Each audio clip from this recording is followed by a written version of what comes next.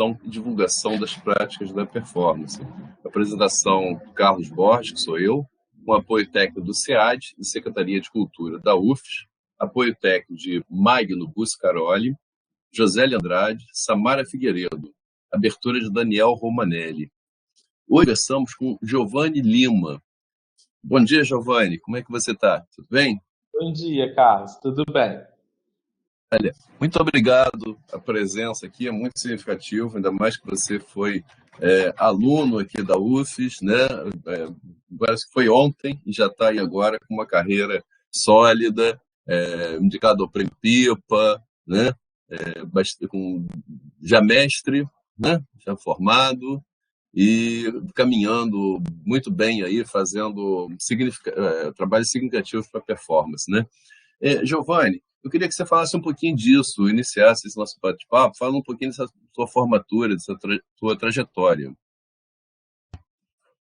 Carlos, agradeço mais uma vez a possibilidade de estar com vocês aqui na UFES, no Centro de Arte e no Departamento de Artes Visuais. Eu sempre gosto de falar porque eu tenho muito orgulho de ter passado por essa universidade e saber que a minha formação, o contato que eu tive com o campo da performance se deu inicialmente aqui dentro da universidade. Depois eu vou descobrir que na minha trajetória de indivíduo, por causa da minha condição de gente, eu já pensava ações com o corpo que me proporcionavam possibilidade de existir dentro de uma sociedade estruturalmente colonial, que é a brasileira. Mas é quando eu chego na UFES, então, que eu começo a entender que essas ações que eu já praticava com o corpo podiam ser incorporadas ao universo da arte e podiam ter as linguagens e aí todo o caminho poético que o curso e a formação me proporcionaram para se inserir, então, no mercado formal de arte. Eu sou fruto da universidade pública, mas também da educação pública. Desde o ensino fundamental, lá infantil, até a pós-graduação, agora tentando entrar no doutorado, eu passei e vou terminar a trajetória pela educação pública, porque eu acredito que ela talvez seja uma das poucas ferramentas que a gente ainda tem no Brasil que consiga realocar situações e realocar algumas condições que são impostas dentro do contexto da sociedade brasileira. Então, eu sou sou licenciado em artes visuais pela universidade, tive o prazer de ser seu aluno e acho que o primeiro trabalho de performance que eu fiz na vida dentro do campo da arte surgiu em uma das nossas aulas, a partir das nossas conversas, e eu chego na universidade com o desejo de ser professor. Não entendi, então, naquele momento, que ser professor podia ser artista-professor, ou ser professor-artista. Então, a partir de um exercício, numa disciplina que, apesar de ser poética, é extremamente pedagógica, que é onde a gente manipula materiais e técnicas para levar para a educação e tentar produzir tinta, tentar produzir suporte. Ali, então, eu comecei a pensar uma prática pedagógica que me levou a produzir o meu primeiro trabalho de performance. Então, passei pela licenciatura em artes visuais na UFES, agora acabei de terminar o mestrado em artes visuais pela Universidade de Campinas, a Unicamp, e estou tentando entrar agora no doutorado em artes visuais para tentar continuar a investigar esse processo artístico-poético que eu, desde 2015, venho desenvolvendo na UFES e na minha poética. E sim, eu fui pego de surpresa esse ano com a indicação ao Prêmio Pipa, não estava esperando, assim, sei de todas as problemáticas que um prêmio envolve, né? Se você pegar num contexto geral, eleger alguns e a partir desses alguns premiar,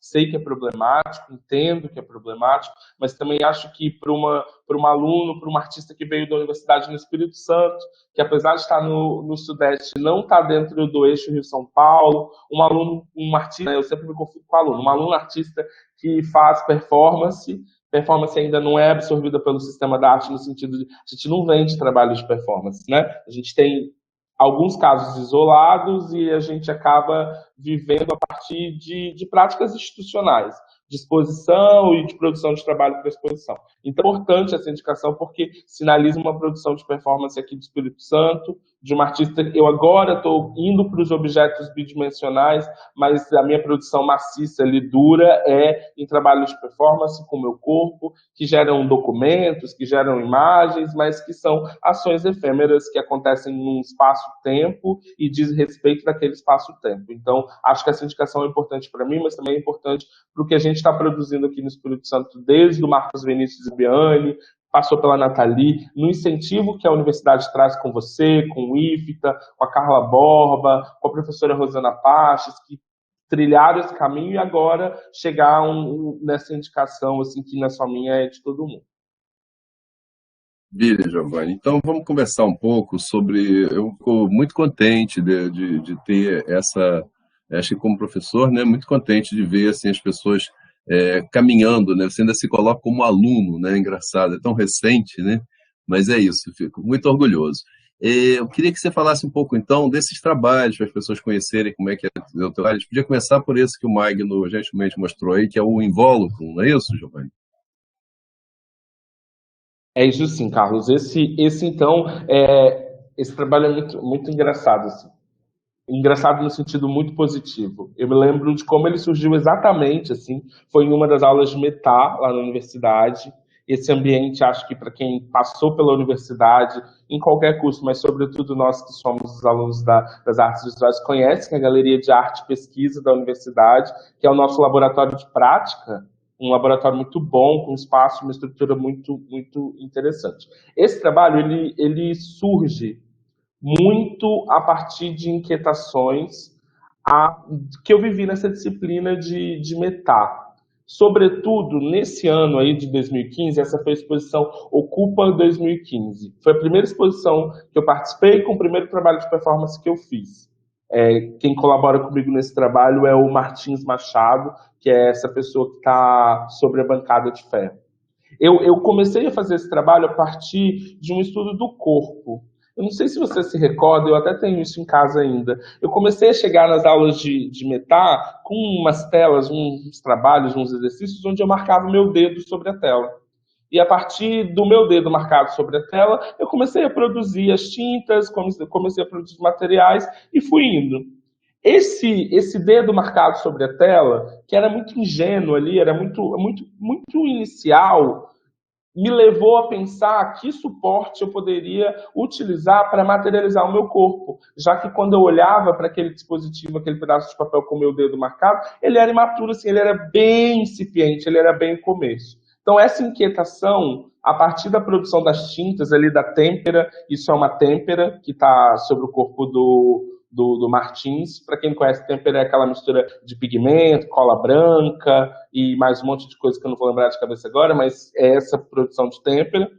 E aí nós começamos a produzir essa tinta na aula para que a gente pudesse utilizar nos trabalhos, porque não era só a produção do material, tinha que produzir trabalhos também, que é um grande diferencial dessa aula, porque na licenciatura noturna eu sou um aluno, fui um aluno, e sou ainda um aluno que tem que trabalhar para estudar. Então, eu fiz a graduação à noite. E no turno da noite se formava professor de artes. E se tinha um distanciamento do aluno artista. Então, essa disciplina, além de trazer para a gente a possibilidade de pensar uma prática pedagógica que seria utilizada nas aulas, né, a gente também era estimulado a produzir um trabalho de arte. Então, esse dedo marcado na tela começou-se, então, a pensar a partir de um resgate de memória, de infância, de uma brincadeira que a gente passava cola na mão e tirava aquele decalque. Comecei a pensar, então, que essa tinta, essa têmpera que eu estava produzindo, que tinha cola como base, podia ser utilizada para produzir um corpo. Eu fiz um monte de teste sobre o meu corpo e o ato de escalpelar o corpo, né, que é tirar essa pele, não ficava legal porque eu precisava manipular o objeto. Não dava para eu ser o suporte para a produção do objeto e, ao mesmo tempo, manipular o objeto. Não estava dando o resultado que eu queria. Então, aí eu construí esse trabalho, depois de muito tempo, assim, foi o trabalho final que eu apresentei na disciplina, que ele consiste. É um trabalho de 8 horas, de longa duração. Nessa exposição, especificamente, eu fiz em 6, mas o registro dele original de horas foi uma obra com a artista Carla Borba, que fez as imagens, e com a então estudante de artes, hoje professora Mônica, que me ajudou e se propôs a participar comigo. É um trabalho de 8 horas, onde a partir da produção dessa têmpera vinílica lá, dessa têmpera que a gente fez, eu dou mãos de tinta, aplico material sobre um corpo nu em uma bancada de metal. Essa bancada de metal assim, é bem similar às que a gente vê em açougue ou matadouro de carne, de animais. E esse processo é um processo contemplativo, porque à medida que eu aplico o material sobre o corpo do performer que eu convido para colaborar comigo, eu descanso diante do corpo, olhando atentamente para o corpo em silêncio. Seca-se, então, essa camada de tinta. A partir disso, eu aplico outra. E aí, durante 8 horas, depois de um processo longo, desse corpo imóvel, de eu em completo silêncio, se forma um corpo, um outro corpo sobre o corpo de quem está sendo utilizado como suporte, e essa pele eu denomino de invólucro. É um processo que, durante a pesquisa, eu fui a muitos açougues para poder tentar entender como que é esse processo de partificação dos animais, que se aplica a gente, e também como se dá esse processo de precificação. O que vale mais e o que vale menos diante de uma sociedade. Então, para retirar, eu utilizo essa imagem, não dá para ver, porque aqui eu ainda era um aluno que queria ser professor. Então, o registro desse trabalho é o que foi produzido durante a exposição. Então, a imagem está longe, não é a imagem que eu produziria hoje, depois de uma trajetória de 7 anos de carreira. Mas aqui, então, em cima dessa bancada, eu tenho uma faca e o recipiente com tinta, e essa faca, a partir de um processo de escalpelamento, que eu vou com a faca retirando essa pele de cima desse corpo, e aí o performer convidado, no caso o Martim, se retira, e eu deixo na galeria um múltiplo, um vestígio dessa ação, que é esse corpo que não é corpo, mas denuncia a presença de um corpo. Então fica sobre a galeria, fica na galeria sobre a bancada de metal exatamente a estrutura de um corpo humano. E aí eu gosto desse trabalho porque não dá para você saber qual foi o processo, se você não está na exposição, né, pensando a performance como uma prática presencial que acontece ali. Eu entendo que hoje tem pesquisador que está produzindo para o vídeo, produzindo para fotografia, mas nesse caso eu produzo para aquele momento, é uma ação efêmera. Eu entendo que quando eu chego na galeria ou qualquer outra pessoa que não viu a ação se desenhando, fica um indício de um corpo, e aí para o processo de mediação, para o processo educativo, que vai pensar o objeto e o visitante, tem um campo de discussão, porque nesse caso especificamente a pele é vermelha. E aí a gente tem um discurso de raça, a gente tem um discurso de corporalidades, a gente tem um discurso de gênero que pode ser ativado a partir dessa pele que está desenhada sobre a galeria, que está na galeria, está desenhada sobre a bancada, mas não traz nenhum desses indícios propriamente dito. Assim. Então esse trabalho ele funciona nessa perspectiva. Depois desse trabalho, assim, aí aqui na Invólucro, Carlos, eu tive aquela coisa assim, dá para ser artista. E quando eu chego na universidade, eu tinha uma visão das artes visuais e das artes plásticas muito dura, no sentido de que elas se davam para a produção de objetos bidimensionais. Para escultura, para desenho, tridimensional, escultura. Eu tinha uma visão que é muito colocada, amplamente, legalmente dita, né? Que a gente naquele momento eu não entendia a interface entre artes visuais, dança, teatro e a própria performance na escola lá de 60, 70, de Marina, por exemplo, de Marina Abramovic, que foi a minha primeira grande referência, e acho que é a primeira grande referência para todo mundo. Assim.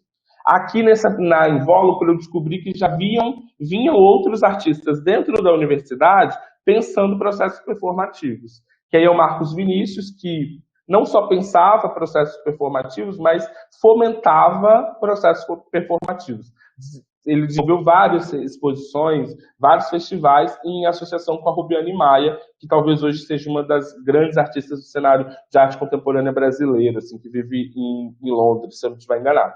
Então, eu comecei a perceber que existia um campo que já tinha sido fomentado e que eu podia ali me associar aos professores, me associar aos estudantes que tinham interesse para continuar esse processo. E aí eu conheci a Nathalie Miredia em 2015, quando acabou esse trabalho, essa exposição. A Nathalie também é uma artista que estava comigo nessa exposição Ocupa, ela mostrava um trabalho, que era performance também, desenhada para o vídeo.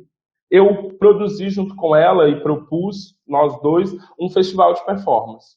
Só que 2015 tinha era muito incipiente também, porque tinha ficado muito tempo parado. Porque o Rubiane foi para o mundo, Marcos Vinícius, infelizmente, faleceu, e ali a gente tinha alguns professores pensando, mas não tinha nenhum estudante ainda ativando esse lugar da experimentação de performance. A gente produziu um festival aqui no centro, na Casa da Estael, que é um centro cultural, um ateliê, e aí a gente foi pensar, foi o primeiro performance, a gente estava interessado em processos práticos, em performance e em performance-educação. O festival se dividiu, então, entre apresentação de trabalho, que na maioria eram os meus e os dela, a gente conseguiu convidar um ou outro, e ações de oficina, prática, e rolou-se. Nesse meio termo, eu vou, então, entender que o meu corpo traz discursos.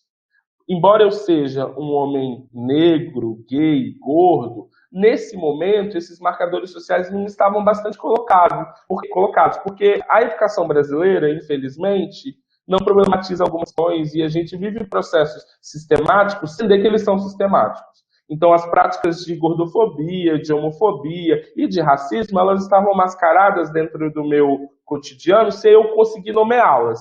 Então, quando eu olho para o invólucro, que foi o primeiro trabalho que o Magno colocou, eu já identifico disparadores de questões raciais, por exemplo, que estavam presentes na minha construção do sujeito. Mas eles não estavam colocados, então, ainda como narrativa e como aspecto de produção do trabalho. Que é a mesma coisa que vai acontecer com esse segundo trabalho que o Magno está mostrando aí, que é o que te diz meu corpo. Bom, que corpo é esse? Que não é um corpo que é performado como padrão dentro de uma sociedade. Ainda eu estou pensando a pele, então eu estou pensando no contato do meu corpo com o outro. Mas o que esse corpo está dizendo para as pessoas, além do que ele diz a partir da sua visualidade? Porque quando você me vê, quando eu te vejo, a gente constrói um discurso. Às vezes a gente não fala, mas a gente tem um discurso aqui intelectual, mental, sendo pensado. Então, o que eu posso dizer do meu corpo para que a partir... O que meu corpo diz para os outros e o que a partir disso pode ser construído? Eu me imergi num processo no centro, que eu tinha conhecido por causa de performance, não morava aqui ainda. Eu comecei a vir para a Praça Costa Pereira sistematicamente e comecei a observar e olhar o corpo das pessoas e o que esses corpos estavam dizendo. E aí, imediatamente, eu associei que cada parte do meu corpo traz um discurso. E aí, aqui tem uma questão que é muito cara para a minha poética, que é a memória. Eu comecei a lembrar de coisas que estavam colocadas na minha subjetividade, que se relacionava, por exemplo, à minha mão, ao meu pé, a coisas com a minha boca, a coisas com a minha própria genitália sexual, assim, com a minha própria genitália. E pensei, bom, e desenhei esse trabalho, essa performance, que ela é um trabalho muito querido para mim. Assim, eu consegui circular bastante com esse trabalho. Acho que esse trabalho foi o que me levou para o Brasil, assim, no sentido de ter ido a Florianópolis, ter ido a Minas Gerais, ter ido fora do país para apresentar esse trabalho, onde eu construo uma partitura corporal que excede a partitura corporal, porque ela provoca desenhos escultóricos no espaço público, a partir do desejo do transeunte de interagir com o meu corpo. Então, pensando as dinâmicas de troca entre estados de performance lá que o IFTA vai falar, ou o Richard Scheck vai trazer nessa interação de que tudo é performance ou pode ser analisado como performance, eu, a partir do desejo desse outro, desse transeunte, você volta, Magno, para mim na imagem anterior, do desejo desse transeunte de ouvir a memória, de ouvir o que esse fone de ouvido está trazendo. Então, eu me lembro que eu participei de festival aqui no Sesc, que enquanto eu caminhava, porque eu não me ofereço para ouvir. Eu não falo com as pessoas, ouçam o que está saindo da minha mão. Não falo. Eu caminho e essa figura corporal, aqui num tom de tecido muito duvidoso, porque não é branco nem preto, e tem toda a história social do brasileiro do cor de pele, que é uma prática que bebe de um lugar racista. E fones de ouvido. Esse dispositivo que a gente usa cotidianamente agora, sobretudo na pandemia, ele é convidativo, né? Quando a gente disponibiliza um fone de ouvido, o outro quer ouvir o que está falando. Então, como que se desenha esse trabalho? Eu produzi essa pele macacão, que eu chamo. Depois esse dispositivo pele macacão vai aparecer em outros trabalhos. Eu construo esse dispositivo de pele macacão e da minha boca, das minhas mãos, dos meus pés e do meu pênis saem fones de ouvido. E desses fones de ouvidos, eu tenho recortes de memória, que são recortes de memória meus, de ações de memórias, de ações corporais que se ligam diretamente a essas partes. Então, por exemplo, no pé eu conto a história de como eu lavava o pé da minha mãe, da minha avó. Na mão eu falo como eu pintava as unhas de uma prima, ou como eu fui chamado a infância inteira de mão, porque eu vim de uma cidade do interior do Espírito Santo, e nessa cidade do interior do Espírito Santo as pessoas não sabiam nomear o que era um gay, o que era viado, e elas chamavam de mão. Então me chamavam de mão. Então, a partir desse desenho, desse caminhar pelo espaço público, desse transitar, as pessoas começam a querer ouvir o que eu estou dizendo. E vão pensar o que o meu corpo está dizendo. Então, é interessante porque eu construí, isso é uma coisa que me interessa na performance, eu construí o trabalho a partir de uma ação performática, mas quando ele terminou de se desenhar, ele se desenhou em uma gama de possibilidades, porque essa imagem é uma imagem escultórica. Eu consigo olhar para ela e pensar. Então, quando eu olho para o material e para a comunidade, para o território onde eu estou fazendo, essas imagens escultóricas vão se repetindo e vão se remodelando a partir da própria estrutura do território.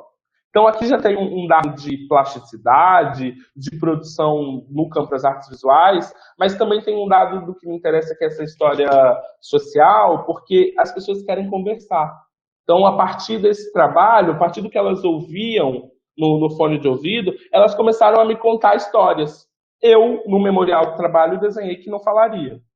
Então, por desenhar que não falaria, eu fico parado e ouço as memórias. E aí eu entendo a memória como uma parte importante da minha poética, porque elas vão servir de substrato para que eu crie outros trabalhos. Sejam memórias minhas, sejam memórias dessas pessoas que ouviram. Assim. Então, o memorial desse trabalho é muito simples. Eu visto a roupa, aplico os fones de ouvir, os MP3 com esses registros em áudios gravados coloquialmente, eu falando, contando sem nenhum ritmo, contando como se eu estivesse conversando com um amigo, com uma pessoa próxima, e as pessoas ouvem essa história e eu caminho pelo espaço público. É um trabalho também de longa duração, normalmente ele acontece em 4 horas. Essa caminhada dura 4 horas, porque ela é uma caminhada num ritmo bem desacelerado, porque como eu tenho fones saindo dos pés, eu preciso andar de um jeito que esses fones eu não os tire, né, eles continuem em funcionamento. Só beber uma água. Giovanni, eu acho interessante nesse trabalho ainda. O Magno, volta por gentileza a isso. É que, assim, de certa maneira, eu percebo que aí você realiza aquilo que você falou. Eu lembro exatamente o que você falou aí, que você, conversando comigo, que você tinha essa mentalidade, até na aula da disciplina que é tradicional, né, material, de modo que ela se apresenta, de produzir um papel na coisa.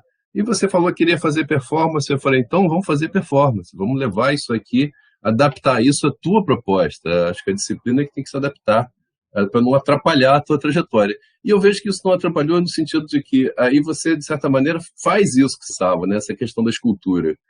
Porque eu lembro quando você começou com isso, eu ainda pensei na referência do Yves Klein, que tinha essa coisa de, né? Mas aí você já dá um salto muito grande nesse sentido de que é uma série de coisas que se potencializam e parece que aí você tem essa descoberta de uma outra coisa que é muito potente, que é a memória, não é?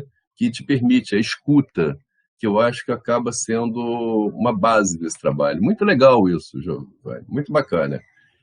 Se for possível, se você quiser falar alguma coisa, tudo bem. Senão, a gente pode falar de outro trabalho que eu acho que segue realmente uma linha de desenvolvimento, que é uma questão dessa consciência corporal que foi crescendo com você, desse corpo social, que é o exercício para se lembrar. Branqueamento ou ação repetida de cuidar, não é isso, Giovanni? Seguido? Ele, na verdade, Carlos, só para a gente. Eu estou trazendo a invólucro e ao que te diz meu corpo, mas eu ainda tenho uma gama de trabalho entre esses dois que me levam a chegar no que te diz meu corpo. Por isso que quando eu falo da universidade pública, eu me empolgo para falar, porque a universidade foi meu laboratório de produção. Eu consegui chegar numa questão poética que me interessa e que talvez me leva para o sistema da arte, me levou para a Universidade de Nova York, para a Universidade do México ou para o Prêmio Pipa, mas que foi um processo sistemático de estudo para que eu chegasse nesse lugar do que te diz meu corpo e o que te diz meu corpo me lembrar, me fazer pensar a memória. Esse trabalho, o que te diz meu corpo, ele é o objeto do meu TCC. Ele é invólucro. que você estava na banca. Para pensar, eles aqui me disparam o que eu levei para o mestrado, que é a próxima imagem que o Magno vai colocar aqui. Então eu entendi que eu precisava lembrar, lembrando, eu ia construir ações da minha poética. E aí aqui eu tenho um encontro com o que eu chamo de ancestralidade. Assim. Eu começo a entender que não eram só processos de violência. Muitas vezes eram processos de violência. Na maioria das vezes é. Mas eu podia romper com essa lógica e pensar quais processos me construíram enquanto sujeito para além do que era violência. E aí eu levo isso para o mestrado na Unicamp, eu fiz com orientação do professor Gilberto, para pensar, não sei nem se eu gosto de falar aqui para pensar, mas para entender que eu, dentro da minha poética, faço um exercício de lembrar. Vou olhar para o que aconteceu, e o que aconteceu numa noção de tempo contínuo. Não existe passado nem futuro, existe o aqui e está tudo acontecendo ao mesmo tempo. Então, como essas experiências que eu vivi ou que eu ainda vivo podem ser lugares potentes para a construção de trabalho. Aí eu levo para o mestrado e produzo uma série de trabalhos que chama exercícios para se lembrar. O primeiro exercício é o quantos passos vale uma caminhada, que é esse que o Magno está colocando a imagem aí para vocês. Eu retomo, então, eu volto para minha cidade, eu sou de Soretama. Eu volto para minha cidade, uma visita para minha mãe, no fim da graduação, assim, e eu descubro que eu tenho uma série de cadernos, desses aqui, que eu não sei se vocês conhecem, é Clique, é um caderninho lá dos anos 80, 90, 2000 ele ainda tinha. Eu vou para essa série e eu descubro que eu tenho memórias escritas e essas memórias podem ser substratos para que eu crie trabalhos. E aí, nesse momento, eu chego no mestrado e penso, eu vou usar essas memórias que eu produzi enquanto arquivo, enquanto documento, para criar trabalhos. E aí eu produzo o primeiro, que é esse que está na imagem, que é Quantos Passos Vale uma Caminhada. Foi produzida no Oiapoque. Essa estrutura que vocês veem atrás da imagem é a fronteira com a Guiana Francesa. Depois daí, a Guiana Francesa, que não é um país, é um departamento da França, departamento para não chamar de colônia, né?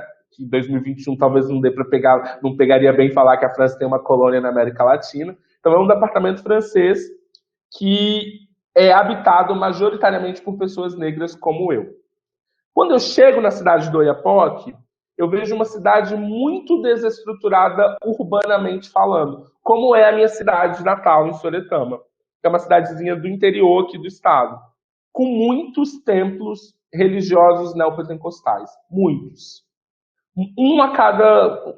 Enfim, tinha rua que eu contei 16, assim, uma rua maior. E aí eu decido pensar, então, a partir das caminhadas que eu fazia na minha casa para ir para os templos neopentecostais junto com a minha família.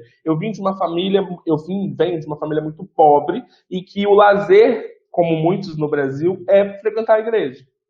A gente precisa entender isso, assim. E aí, estando nessa caminhada para ir para a igreja, eu não podia usar branco, que é uma coisa marcante no meu trabalho também. Eu decido usar o branco como uniforme de trabalho. E lá nessa cidade, quando eu frequentava esses cultos, eu não podia usar o branco, porque eu morava, ironicamente, num bairro que chamava Pé Sujo, que não se tinha calçamento, não se tinha esgoto, e se a gente usasse branco, a roupa ficava imunda. Quando eu chego no Oiapoque e eu vejo a mesma situação, eu começo a procurar roupa branca para comprar, e eu não acho. E aí eu descubro que, igualmente em Soretama, se tem um código social colocado pela não utilização do branco, porque o branco denuncia a estrutura precária da cidade. E aí, num jogo de pensar, eu me lembro que isso foi numa residência, eu fiquei 15 dias lá, 15 dias, eu me peguei a pensar quanto que valia os passos, a trajetória, o caminhar de Soretama até Oiapoque, que são extremos. E aí eu fiquei com isso, e um dia andando pela cidade, eu voltei pro hotel com a roupa toda cheia de poeira. Eu falei, bom, é esse trabalho que eu vou fazer. Então, vestindo esse branco que é impossível, tanto na minha cidade natal, quanto no Oiapoque, produzindo uma bandeira branca em grande escala. Essa bandeira tem 2,5 por 2,30. Eu me coloco a caminhar da ponte do início do Brasil, que é a Guiana Francesa ali do outro lado, o Brasil aqui, separada pelo rio Oiapoque. Eu me coloco a caminhar até o Porto de Barqueiros, porque, ironicamente, para se entrar na Guiana Francesa precisa de visto.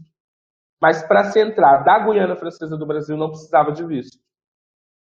Então tem no Porto um grande número de barqueiros que fazem a trajetória clandestinamente, e lá na Guiana Francesa tem um acordo policial de que na zona de comércio os brasileiros podem entrar.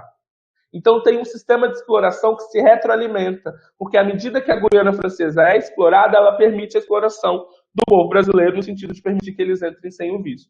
Então eu comecei a falar, que porra é essa? Não sei nem se pode falar porra, Carlos. Que negócio é esse que você só... Quanto que vale isso? E aí eu caminhei durante 4 horas da ponte até o Porto de Barqueiros, portando essa bandeira de maneira ininterrupta, e a cada templo religioso que aprisiona corpos como o meu, que diz como corpos como o meu precisam se comportar, eu tremulava essa bandeira até que meu corpo se esgotasse. Esse caminho se durou até que eu terminei no Porto de Barqueiros, sinalizando para a Guiana e para o povo de cá que nós precisamos de um movimento de justiça. Porque depois eu descobri que Oxalá, que é um orixá da cultura afro-brasileira, onde os filhos de Oxalá e toda a comunidade se vestem de branco em honra a ele, foi injustiçado e ficou 7 anos dentro de uma prisão.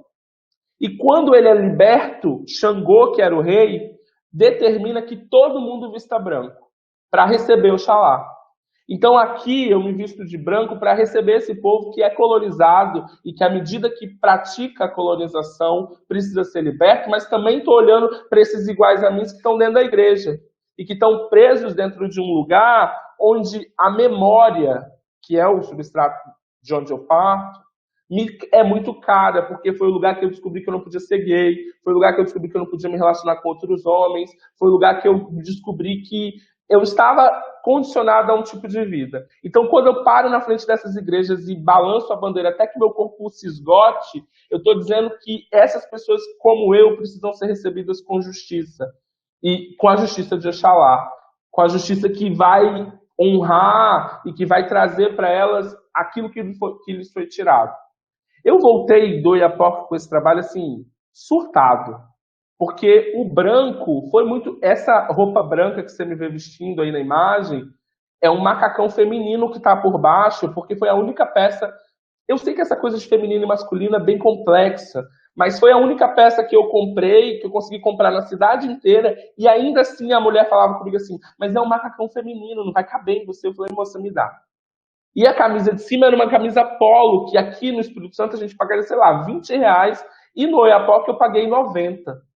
Esse cabo que eu produzo a bandeira é um cano PVC, que aqui daria, sei lá, R$30, colocando muito. Eu paguei 300 no Oiapoque. Porque como você está dentro dessa estrutura colonial que aprisiona, os preços no Oiapoque são calculados em euro, porque a moeda da Guiana Francesa é euro. E aí foi todas as problemáticas, né? Porque no caminho, não sei se você sabe, não sei se as pessoas que estão ouvindo sabem, o Oiapoque tinha o maior prostíbulo a céu aberto. Era uma praça onde as mulheres, homens, se prostituíam a preços muito baixos. Então tem uma estrutura, a prostituição não é um problema quando ela é uma escolha consciente, mas ela é um problema quando ela é a única opção. O governo, quanto os governantes, não dão possibilidades para que a gente produza outras condições de vida. Então, quando eu passava, assim, foi perto da eleição de Bolsonaro, as pessoas gritavam, ele está pedindo paz para o Bolsonaro, ele está querendo que Bolsonaro seja eleito, e a única coisa que eu queria era justiça. A bandeira é, tipo, olha para cá, a gente precisa de justiça. Depois desse trabalho, eu volto para Campinas, nesse momento eu estava morando em Campinas, eu estava fazendo as disciplinas obrigatórias, e fico pensando nesses exercícios para se lembrar e me volto para os cadernos novamente. Porque a imagem do Quantos Passos Vale uma Caminhada é uma imagem de um desenho que eu fiz, que é uma igreja, e a gente andando no desenho tosco, assim. e o pastor na porta cantando Alvo Mais Que a Neve. Para o branqueamento ou ação repetida de cuidar, eu vou me voltar para uma prática racista de fato, que eu vivi na infância e adolescência. Bem resumidamente, com 11, 12 anos, eu estudava numa escola pública da cidade. Quem é do interior vai saber, assim, as pessoas de classe média alta, elas escolhem uma escola pública, colocam os seus filhos. E aí, no desenho social, aquela escola passa a ser referência porque ela tem a melhor alimentação, ela tem os melhores professores. Enfim, eu estudava numa escola dessas, em Soretama, porque uma das heranças que a minha família me deixou foi a educação. Então, meu pai, minha mãe buscavam, dentro do que eles podiam, a melhor opção para que eu pudesse ter contato com outras possibilidades de vida, porque eles já me identificavam como um garoto que fugia do padrão que estava todo mundo vendo. Você imagina, eu estava desenhando enquanto todos os meninos estavam jogando bola. Então, eu fui para essa escola criança, assim, e em um dado momento, as pessoas começaram a atribuir a mim um fedor que se estava colocado no ambiente. Era um cheiro de carne apodrecendo. E aí eu fiquei, 3 meses, 4 meses, sofrendo. Eu recebia bilhete na cadeira escrito Giovanni Fedorento. Eu chegava no quadro, tinha Giovanni Fedorento. E ninguém nunca tentou entender de onde estava vindo aquele cheiro de carne podre. Em dado momento eu decidi que eu ia revidar. Eu assim, bom, isso precisa acabar, porque eu já estou sofrendo. Eu não tinha esse desenho, isso precisa acabar. Mas eu preciso fazer alguma coisa, porque senão eles não vão parar. E eu comecei a juntar uma grana e comprei 6 desodorantes aerosol, na época. Me lembro a marca. Fui para a sala, eu tenho a cena, assim, descrita em um desses cadernos. Sentei, a professora entrou e os meninos começaram a cantar Giovanni Fedorento, Giovanni Fedorento, Giovanni Fedorento, Giovanni Fedorento. Eu me levantei em silêncio, com 6 desodorantes, fui para frente da sala de aula e usei os 6 desodorantes até que eles se esgotassem. Na frente de todo mundo. O cheiro que era podre passou a ser tão insuportável quanto, porque o excesso de desodorante fez com que o ambiente fosse impregnado por um odor tão forte quanto. Eu me lembro exatamente, a professora que nunca tinha feito nada, não falou nada. As pessoas que me chamavam de Giovanni Fedido, Giovanni Fedorento, também não falaram nada. E a partir daquele momento, eu nunca mais fui chamado ali na sala de Giovanni Fedorento. 3 dias depois, a diretora da escola descobriu que o pasto que ficava do lado da escola tinha um animal morto e que estava em processo de putrefação. Ou seja, eu precisei usar o meu corpo, aplicar sobre o meu corpo esses desodorantes, que depois me trouxeram grandes problemas, para que alguém fizesse alguma coisa e descobrisse qual era o odor. E o odor era um animal podre, que era óbvio. Era uma carne apodrecendo do lado da escola, que por ser na zona rural, tinha um pasto do lado. Não precisa. Primeira performance, né, Giovanni? Primeira performance, né? Foi a primeira performance, sem você saber que era performance. Foi a primeira performance. Não é? Maravilhosa. Eu tive, anterior a essa, eu tive uma coisa de que eu me vesti de coroinha durante uma semana, mas isso eu conto depois. Os atos corporais já eram uma prática para mim. Porque, para além de eles serem ações em artes visuais ou qualquer coisa, eles eram a maneira pela qual eu conseguia viver. Eles eram a maneira pela qual eu dizia assim, vocês vão até aqui, daqui para frente vocês não vão me machucar mais não, porque eu também consigo revidar. Então, para esse trabalho, voltando assim, para esse trabalho especificamente, Carlos, nem para o trabalho, lá nessa primeira performance, eu descobri que para as pessoas não me chamarem de fedorento, eu precisava usar desodorante. E aí eu passei a ter uma compulsão por desodorantes. Só que o desodorante aerosol é uma praga, acaba com você. Eu passei a usar, sem ninguém saber, 3 desodorantes por semana. 3 frascos. E desenvolvi uma alergia fodida nas axilas, assim. De gerar bolhas de sangue e pus que escorriam. E a minha mãe ficou desesperada com aquilo. Me levou no médico. Eu me lembro exatamente da fala do médico. Assim, o médico falou comigo assim, vocês que são pessoas mais escurinhas têm predisposição para isso. Aí a minha mãe e a minha avó, que também queriam me proteger dessa prática racista, me levaram para o que elas conheciam, que eram erva. Então minha mãe passava um banho de óleo, de azeite com arnica nas feridas, e a minha avó, depois do banho, me dava um banho de 7 ervas. Depois eu descobri que para a tradição do candomblé ou das religiões africanas, nem faz muito sentido essas ervas, mas fazia. Era o que me trazia conforto e que eu entendo até hoje que era mais que as ervas, era a ação da minha mãe e da minha avó sobre o meu corpo.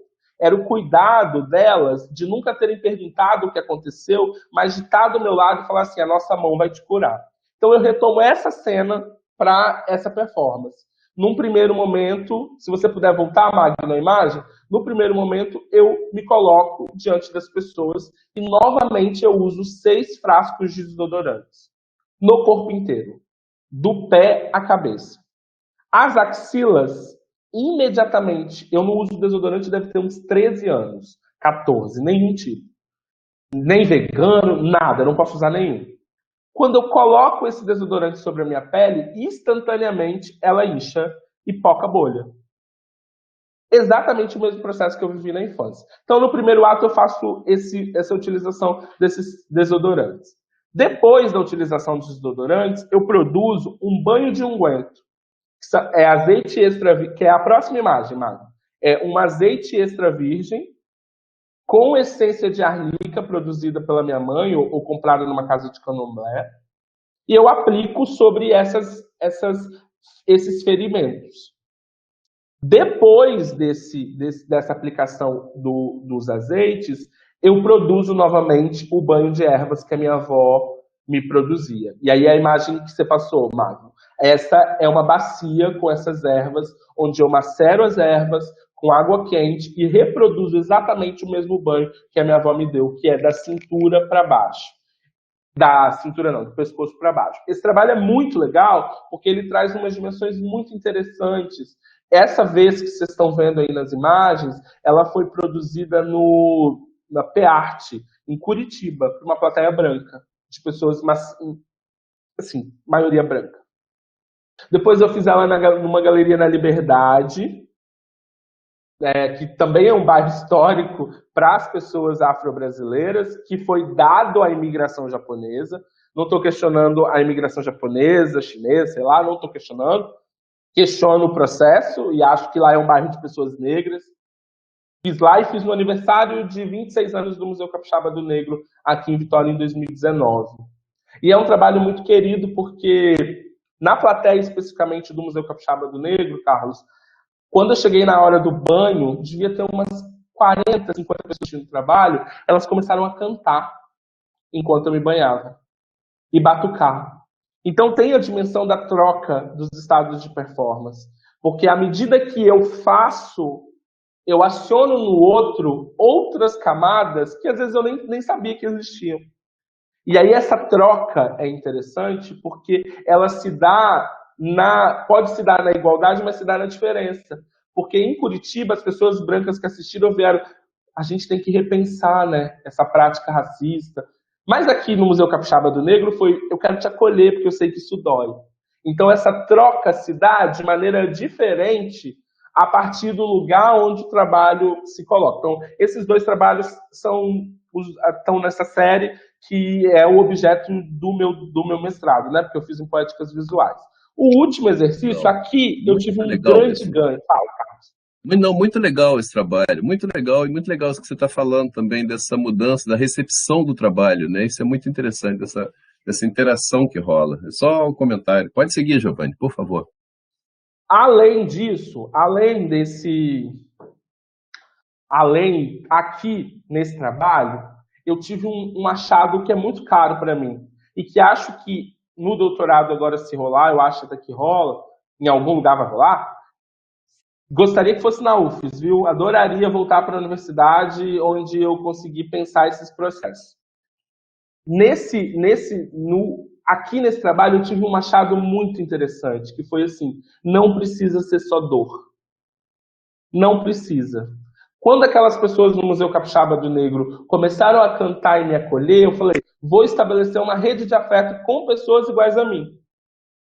E aí eu criei o último exercício, que é o mais recente, aconteceu esse ano, que é o exercício para se lembrar Rei da Primavera, que também bebe de uma dessas memórias, desses cadernos, e do meu desejo pela plasticidade, pelo material. Eu queria investir no material. E, novamente, eu produzo uma pele macacão que cobre o meu corpo inteiro. Aqui, o substrato para criação foi uma ação nessa escola também, de 12, 13 anos.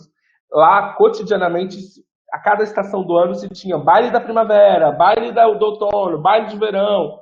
E no baile da primavera, especificamente, as pessoas ganhavam coroa, faixa e um cetro, todo bordado de flor. E eu queria aquilo. Então, ali, a minha constituição de artista já estava colocada, sabe, Carlos? Eu olhava para aqueles objetos e falava, eu quero esse trem aí, eu vou ganhar isso aí. Só que para ganhar o Rei da Primavera, você precisava vender rifa. Tinha que se vender rifa. Quem mais vendesse rifa, ganhava. Enfim, eu montei uma estrutura. Eu saía da escola, almoçava e ia para a rua vender rifa. Quando foi anunciado que ganhou o Rei da Primavera, ficou entre duas pessoas. Eu e um garoto da minha sala, rico, pessoa branca, que não deve ter feito nenhum esforcinho para vender. Eu perdi por um. E não ganhei o Rei da Primavera. Eu fui o príncipe da primavera. Aquilo, caso eu fiquei tão revoltado que eu não fui na coração. Eu falei, eu não quero ser príncipe da primavera, eu quero ser rei. Eu me lembro da professora abaixando para mim, e aí eu chamo a atenção para o ambiente escolar, porque ele pode matar ou fazer viver. Então, a professora abaixou para mim e falou assim, olha, a coroa fica bem bonitinha no fulano. Olha a pele dele clarinha, eu acho que a sua faixa combina com a sua pele moreninha. Eu até acho que essa professora tentou me acalantar, sabe? Mas ela foi uma escrota. Aquilo me deixou tão revoltado que eu não fui. E aí, quando eu voltei, pensando nesse cuidado, eu falei, cara, Abdias do Nascimento, Beatriz Milhazes, sei lá, um monte de pensador negro já fala disso, né? Que o Abdias, quando fez o concurso do Cristo Negro, foi um absurdo nas artes visuais. Enfim, já falavam desse lugar onde não protagonismo das pessoas. Eu falei, quer saber de uma coisa? Eu vou ser o Rei da Primavera e eu mesmo vou fazer a minha roupa. Se antes lá tinha uma coroa, tinha um cetrozinho, agora eu vou estar todo bordado de flor. E essa roupa é muito legal porque ela é toda 3D, bordada de flores. Não se encontra, não se reconhece quem é a pessoa. E aí eu decidi que eu só ia privilegiar nesse trabalho pessoas afro-brasileiras como eu. E aí, num processo idêntico ao que se é na escola, de preparação do ambiente, sabe? Você já deve ter visto isso, de fazer flor de papel crepom, flor de não sei o quê, colar pela escola. Eu falei, vou produzir uma cesta com flores e vou caminhar pelo espaço público. De novo, porque tá dentro da minha metodologia caminhar no espaço público. Vou caminhar pelo espaço público e vou entregar flores para as pessoas negras. Carlos, foi sensacional. Embora elas não me reconheçam enquanto pessoa negra, porque elas não podem me ver, ou pessoa afro-brasileira, à medida que eu entrego a flor para as pessoas, é sensacional, porque eu estou uma rede de afeto, uma rede de cuidado, uma rede de priorização dessas pessoas que ninguém estava esperando. Imagina, eu lancei o vídeo no Instagram, está no meu Instagram, o vídeo registro dessa performance.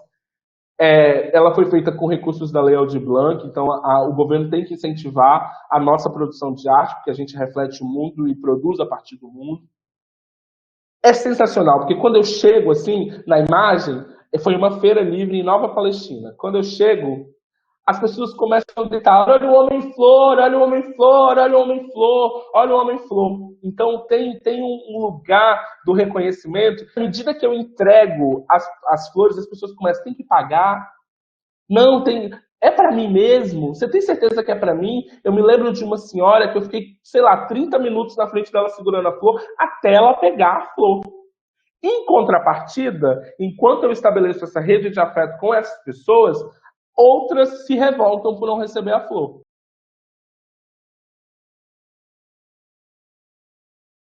Eu me lembro de uma senhora que ela corria atrás de mim para comprar a flor e eu não vendia, porque não era a intenção do trabalho. Esse trabalho também tinha um memorial mais duro, assim, eu vou entregar flores e caminhar. Mas à medida que o trabalho foi se realizando, à medida que a troca foi acontecendo, essa participação se deu efetivamente, eu parei para tirar foto. As pessoas me abraçavam para tirar foto.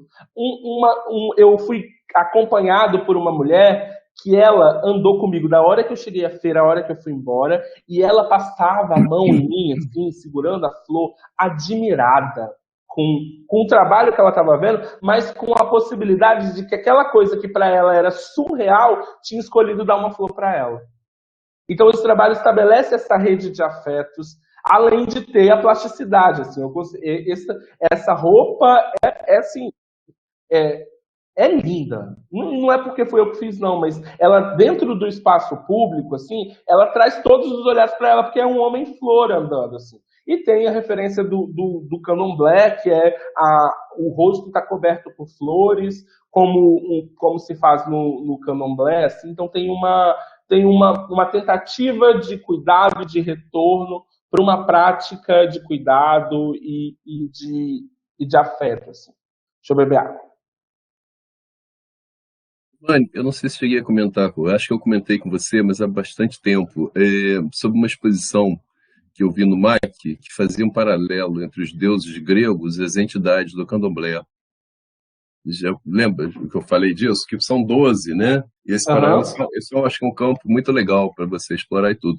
Agora, isso aí eu acho muito bacana, esse trabalho, essa coisa, exatamente para essa evolução que eu acho que se faz uma terapia, que eu acho que essa palavra em arte é muito complicada, mas eu acho que você faz uma catarse sua, né? Que você coloca para fora essas coisas e fica bem, porque eu acho que você virou o rei, você realizou seus trabalhos e você denuncia com o teu trabalho uma série de coisas que as pessoas, você observa pelas essas narrativas, que as pessoas reproduzem essas questões raciais e isso, sem terem consciência disso. E o teu trabalho faz essa denúncia, mas de uma forma muito poética, porque são coisas muito graves, mas você toca nelas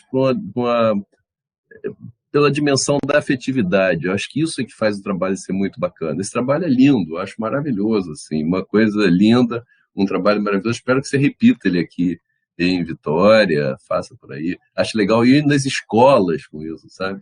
Mas vamos lá. Eu tenho, assim, Carlos, eu tenho me interessado pela dimensão pedagógica do que pode ser um trabalho de arte, assim. Como que esse trabalho pode se dar num ambiente de escola, assim. Não recebi nenhum convite. Então tá convidado agora. Eu vou arrumar isso, vou fazer contato, vamos levar numa escola. Deixa voltar às aulas e eu vou levar você você vai numa escola, vamos fazer uma oficina com isso então, tá bom? Vamos super. Maravilha, vai ser um acho que a prazer. gente precisa levar isso, né? Eu não gosto também dessa palavra de arte-terapia, assim, respeito o campo, acho que quem investe vai, é isso, se joga. Eu estou tentando pensar que eu estou tentando subverter traumas. Eu sou uma pessoa privilegiada que hoje pode fazer análise, então eu tenho condição de elaborar os meus traumas. Mas sabe uma coisa eu tenho orgulho de falar, cara, eu sou artista. Eu sou artista, sabe? Eu acho que a gente faz de um limão a limonada. E a partir disso a gente consegue levar para outras pessoas outras possibilidades. E aí é muito legal porque eu acabei a série Exercícios para se lembrar desse trabalho e defendi o mestrado, e durante isso eu ficava pensando, tá, mas e esses cadernos, cara? Esses cadernos que eu estou escrevendo neles, eles eram já por si só também uma coisa. E aí, o que eu vou fazer com esses cadernos? E aí eu fui pesquisar esses cadernos que eu usei a vida toda, porque eram baratos, todo mundo tinha, que era clique, que é o meu arquivo de memórias, assim, é onde eu, sei lá, tô com uma ideia de trabalho agora, eu vou lá, olho lá e falo, cara, será que isso já aconteceu comigo? Deixa eu ver. E vou folhear os trabalhos e vou me olhar com... Eu tenho um caderno, Carlos, de 9 anos. De que eu escrevia coisas quando eu tinha 9 anos, assim. Eu tenho um caderno, não sei se você viveu essa época, mas deve ter visto alguém viver, tinha um caderno de perguntas, que a gente colocava assim, seu nome, sua idade, cor preferida. Então eu tenho uma série de documentos produzidas nessa série de cadernos da Tilibra que chama Clique. E aí eu fui pesquisar esses trabalhos, esses cadernos, e eu descobri que eles são infinitos. Infinitos. Entretanto, eles nunca performaram protagonismo para a população negra afro-brasileira. E aí eu fui atrás dessas séries para comprar de colecionador para ver as capas. E aí eu fiz 3 volumes. Se você olhar aqui em cima, tem um monte que eu ainda não mexi. Mas eu fiz 3 volumes que eu vou apresentar agora no dia 16, abre uma exposição no Mais aqui com uma série de artistas e eu vou mostrar esses cadernos. Eu olhei para eles e pensei, pô, o caderno chama Clique. Olhei e falei, cara, mas isso não tem preto. E construí essa série de 3 volumes de objetos que chama Clique ou Isto Não É um Preto, que é essa que o Magnus está mostrando aqui, esse é o volume 1, onde eu me volto para esses trabalhos e numa prática de queer, lá pensando o movimento dos Estados Unidos, pensando a prática queer aqui, que é pegar o processo de violência e reposicioná-lo e utilizá-lo para denunciar a violência. Então, nesses cadernos, eu estou produzindo uma série de blackfaces com pessoas brancas. E eu chamo esse trabalho de Clique ou Isso Não É um Preto, onde eu pinto todas as capas, todas as pessoas que não são pessoas afro-brasileiras. Aí, Magda, só na anterior para mim, por favor. E aí, se você olha o conjunto de telas, é uma série, é o volume 1, são 10 cadernos, essa série completa. Desses 10 cadernos, a gente tem uma pessoa afro-brasileira, que, por acaso, é a Thaís Araújo. E essa uma pessoa afro-brasileira teve um padrão de corpo adaptado para estar nessa série de cadernos. Por exemplo, o cabelo dela tá liso, e se você pegar a gente que é das artes visuais, pensar os filtros, a coloração, essa pele está muito mais clara do que, de fato, ela é. Fui para a segunda série, para o segundo volume. Quem tiver interesse nisso, tem uma revista que chama Hipocampo, que eu dei uma entrevista e falei sobre esse trabalho, e vai sair agora também essas 2 primeiras séries no... esqueci. Tempera é o nome da revista. Revista Tempera. Vai sair também agora, é uma revista de pintura que vai sair sobre esses trabalhos. Então aqui ainda tinha uma pessoa afro-brasileira. Pode passar para a próxima, Magno. Aqui não tem nenhuma. Todas as pessoas dessa série de 6 cadernos, que é uma tiragem, não tem nenhuma. Pensando esses 2 cadernos, eu falei, tá, mas o que mais então eu consumia? E olhando para as minhas anotações que podem ter contribuído para a minha formação de subjetividade e que eu posso problematizar. E eu lembrei que eu colecionava Capricho, que é uma revista dos anos 2000 e tanto. Falei, tá, vou olhar as Caprichos, vou procurar as capas que eu tinha, e achei uma série de 24, que é essa próxima imagem que o Magno vai colocar, e nessa não tem. Enfim, numa revista de 98, que era quando eu assistia Malhação, tem uma menina negra. A série inteira não tem nenhuma pessoa negra. E ainda assim, é uma menina negra num cenário de mais de 6 pessoas brancas. Ou seja, a gente pode até pensar o que ela estava fazendo ali. E aí eu estou exatamente nesse momento aqui, olhando para essas séries, para esses 3 objetos, para pensar quais são as imagens, quais são os conteúdos, quais são as questões que nos passam enquanto sujeitos brasileiros, que nos permitem construir quem nós somos. Porque a gente vive, Carlos, desde 1500, um processo de colonização. Não se tem uma experiência brasileira única, vivida. Nós somos processo de um monte de coisa. Em 1500 chegou os portugueses, aí chegaram as pessoas escravizadas, aí empurraram os indígenas lá pro meio do país, aí priorizou a imigração, e a imigração chegou aqui com qualidade de vida, com dignidade e com condições de trabalho que não eram oferecidas nem aos negros, nem às pessoas indígenas. Então, nós somos criados a partir dessa mixelândia, que é esse monte de coisa que acontece ao mesmo tempo. Então, aqui, nesse momento, eu estou me voltando para dois pilares, assim, ainda pensando na memória. Primeiro, eu quero entender quais são as imagens que me compõem enquanto gente, porque nós não somos ensinados a olhar a propaganda do McDonald's e entender a cor, entender nada, a novela. A gente não é ensinado a ver a novela, que talvez seja o objeto artístico mais difundido nesse país, e entender que quando está no ambiente das pessoas de classe média alta, a luz é ótima e se vê tudo, e quando está num ambiente de periferia, a luz é escura, densa. Então eu estou olhando para essas imagens para tentar entender como elas habitam o meu consciente e inconsciente, e como eu posso problematizá-las a partir de um apontamento de que elas denunciam um estado da sociedade brasileira. Então eu estou pensando isso de um lado, e por outro lado eu estou me voltando à minha relação com a minha avó, que era uma mulher que tinha terreiro, e que depois teve que se converter para o cristianismo, teve de fato, e teve que depois ir para o protestantismo e abandonar a prática ancestral. Então eu estou me voltando para ela para tentar entender quais são os rituais, quais são os processos que nós vivenciamos juntos, desde a produção de comida, desde a produção de óleo, do cuidado com os animais em casa, até o sagrado, assim, pensando uma relação com esses 16 orixás que são cultuados no país, num processo de retorno para aquilo que eu chamo de ancestralidade. Num processo que não está ligado à religião, não está ligado à prática de um candomblé, de uma matriz africana, de umbanda ou de qualquer outra religião, como não está ao cristianismo. Mas um processo de conhecimento, de identificar essas energias e essa outra condição de formação de sujeito a partir do que a minha avó, do que a minha mãe, mesmo sem saber, me passaram e me colocaram enquanto gente, enquanto pessoas. Acho que eu já falei muito, é isso. Quem quiser saber um pouquinho mais, porque tem trabalhos que eu não trouxe para cá, lá no meu site, giovannilima.com, tem os trabalhos, tem os textos que eu publiquei, tem a entrevista, tem umas coisas que dá para fazer, ou então me manda uma mensagem e a gente conversa mais. Maravilha, Giovanni. Eu queria só perguntar se alguém que os colaboradores, as pessoas que estão assistindo, alguém quer fazer alguma pergunta? Se quiser, por favor, abre o microfone e pode fazer diretamente, tá bom? Giovanni, a Capricho, eu lembro dessa revista, acho que ela é mais antiga, porque eu lia Capricho. Minha irmã tinha essas revistas e eu lia, saía reportagens assim, e eu lia muito, né? Eu lembro disso, né? O Carros da Capricho é desde 50. Ah, tá vendo?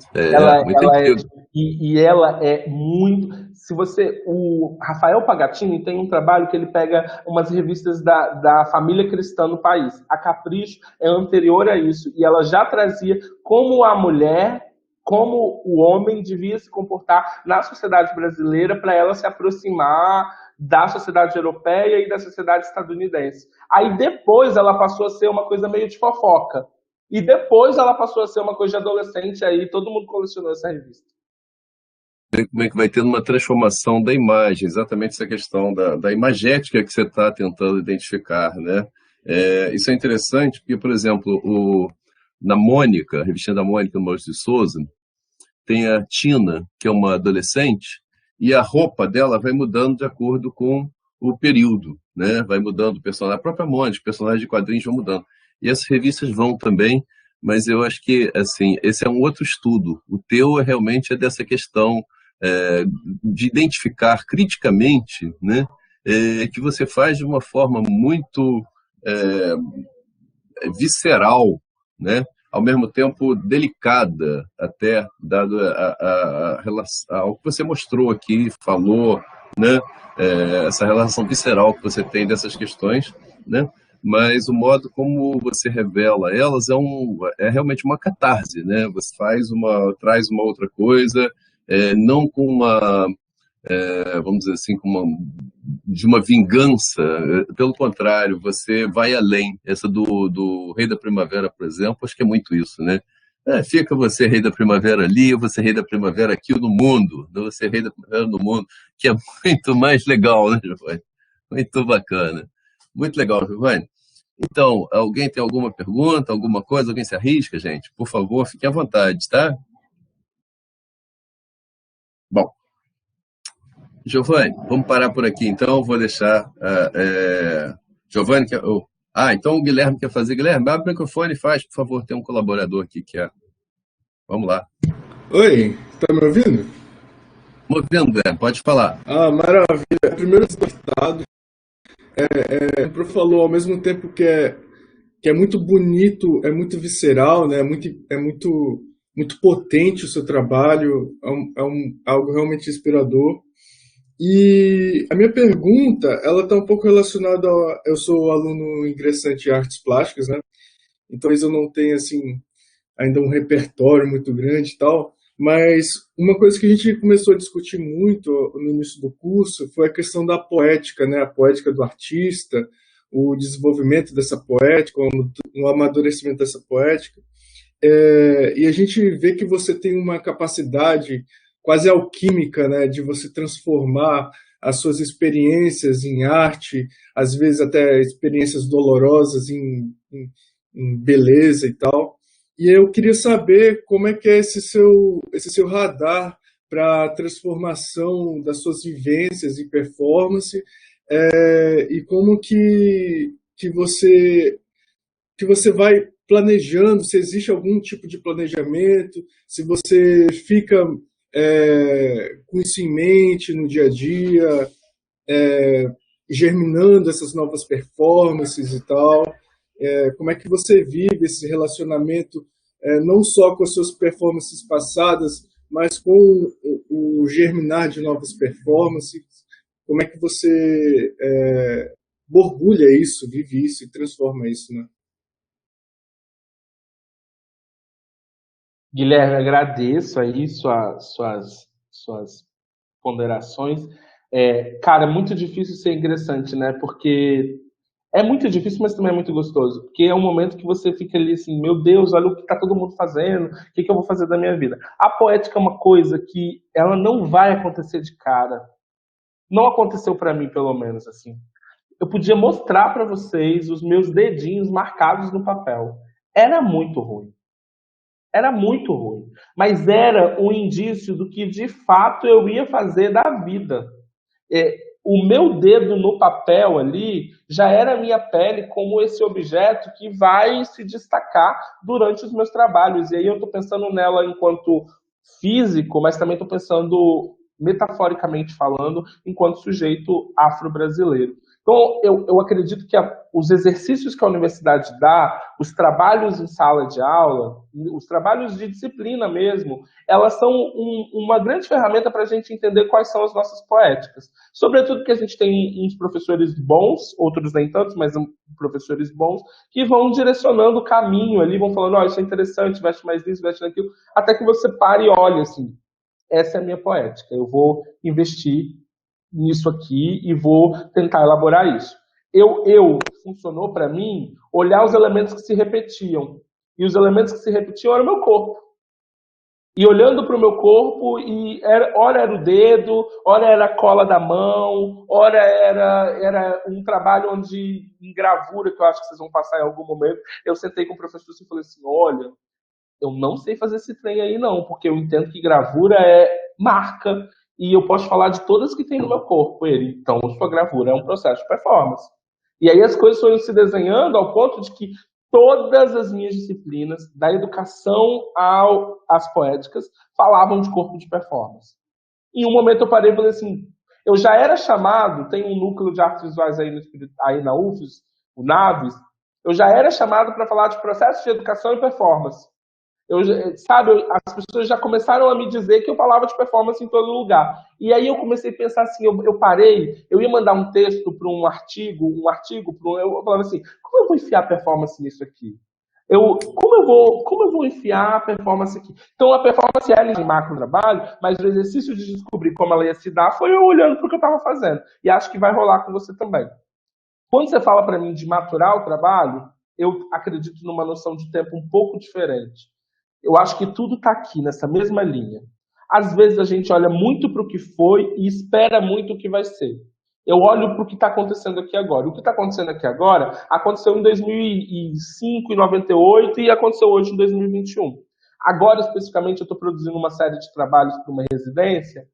Estou desenhando esse trabalho para fazer na residência. Uma residência que vai acontecer lá em Campinas. Vocês que têm interesse por performance, chama Atal 609. É uma galeria de performance lá de Campinas. Muito, muito legal, encabeçada pela Cecília Stellini. Eu vou fazer uma residência lá. Eu vou fazer uma residência aqui também, enfim, estou com algumas residências para fazer. Mas essa especificamente, eu estou pensando um processo que iniciou há 4 anos. Eu olhei para ele agora e falei assim, é o momento de eu fazer isso aqui. Porque os testes que eu fui fazendo, quando surgiu enquanto ideia, era muito elaborado, era muita coisa, era tipo, sei lá, eu queria fazer, era uma exposição individual, que eu ainda não fiz nenhuma, nunca tive uma individual, então é um processo que eu estou indo, fazendo, assim. Lá atrás, para divulgar a exposição, eu estava pensando em outdoor, em não sei o quê, queria uma coisa macro, com meu corpo nu, e, enfim. Hoje isso já está menor e possível e com sentido dentro do que eu estou fazendo. Para mim funcionava o quê? Eu tenho milhares de caderninhos, eu gosto, eu sou a pessoa que anota. Eu ia escrevendo, tipo, eu vou fazer assim, a abertura da exposição, inclusive, eu sou uma pessoa que penso bem, assim. E na abertura dessa exposição eu vou servir cachaça, vou servir farofa de não sei o quê, vou servir não sei o quê, não sei o quê, o trabalho vai estar posicionado na entrada, a porta tem que ser assim, assim, assim, assim. Hoje ele se desenhou para o que é possível, está mais maduro, tá dentro da minha poética, tipo assim, eu olho e falo, não faz sentido o que eu estou fazendo. Mas ele começou há 3, 4 anos atrás ali, eu anotando e escrevendo. Que aí você gera arquivo. Quem é do desenho faz os sketchbooks. Vai lá, desenha, e quando quer pintar, quer construir um trabalho, volta no sketchbook e vai olhando o que já pensou, se faz sentido ou não faz. Eu faço sketchbook também, eu anoto, eu escrevo, eu desenho, e aí depois eu vou voltando e eu falo, isso talvez faz sentido aqui.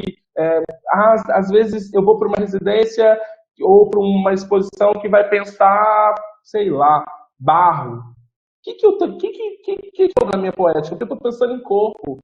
Vamos pensar os mitos de ficção, então, que em todos o barro presente, que é a formação do corpo. Então, é você identificar esse elemento que é comum no seu pensamento e começar a aplicar ele. Assim. Um conselho que eu dou, que fez sentido para mim, é olhar livro de artista, caderno de artista. É muito legal olhar. Porque você vai entendendo como se constrói o pensamento artístico, como se volta. Às vezes você vai falar, eu vi isso aqui na prática e não era muito assim. Aconteceu isso comigo. Com quem foi?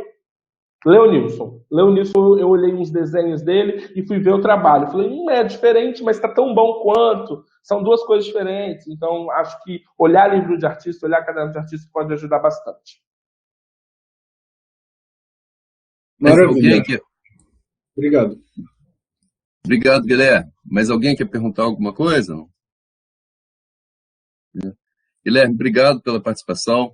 Giovanni, foi um prazer. Muito obrigado. Está convidado. Vou depois entrar em contato com você para a gente falar esse negócio da escola. Acho fundamental.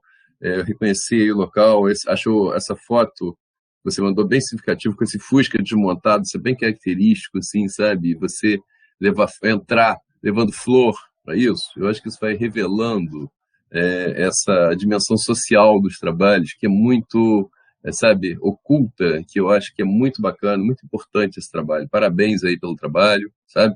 Eu fico muito orgulhoso, muito contente. Tá bom? Eu que agradeço, Carlos, agradeço a oportunidade de voltar para a UFES, de poder falar com pessoas que estão no lugar onde eu passei, assim, é um lugar muito importante, muito especial para mim. Eu estou à disposição, se vocês precisarem, quiser falar, quiser conversar sobre o trabalho, eu estou muito à disposição. Eu fico muito feliz de ver que tem outros estudantes também que estão interessados em processos de performance, em processos de criação. E aqui no Espírito Santo, que no Brasil, nós somos um estado que muito produz performance, que mandou para o cenário nacional artistas muito importantes do campo de estudos da performance. Então, ter outros alunos, outros estudantes interessados em dar continuidade a isso é muito importante e eu me coloco à disposição para somar, acrescentar, quando for preciso. Muito obrigado. Obrigado, Giovanni, obrigado a todos os presentes. E vamos encerrando, então, aqui.